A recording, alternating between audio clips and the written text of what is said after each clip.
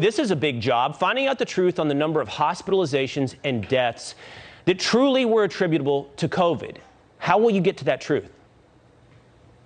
Well, Will, appreciate you having me on. And, I was a federal prosecutor in the U.S. Attorney's Office. I started in Sherman, Texas. I think you know that place well. My hometown. And it is, yeah. And, when I was a prosecutor, we had to pursue the facts.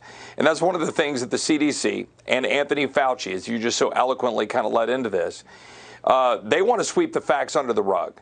Because the simple reality is we are all, looking at what's happening in Ukraine, and our hearts go out and we're trying to help. I was on phone calls all day today helping people, orphanages, people that are dealing with the ravages of what Putin is doing to those people. The fact of the matter is we're looking at that and we're talking about war crimes. I want to talk about the crimes against humanity that has been perpetrated by Anthony Fauci, the CDC, and the federal government against the American people.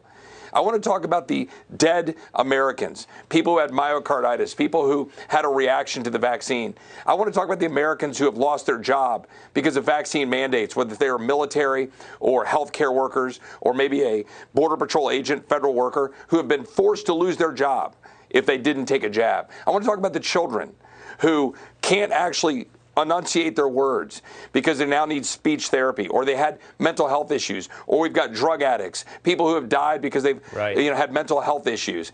I can go down the list after list. When are we going to have accountability for Anthony Fauci? Look, he's missing right now for one reason and one reason only. The Democrats are looking at the polls.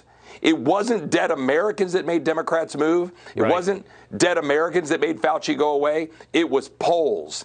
And I want to hold Anthony Fauci accountable. And if you're watching this, Dr. Fauci, look out. Because when the Americans give us control in the House of Representatives, God willing, we're going to get some answers on behalf of the American people.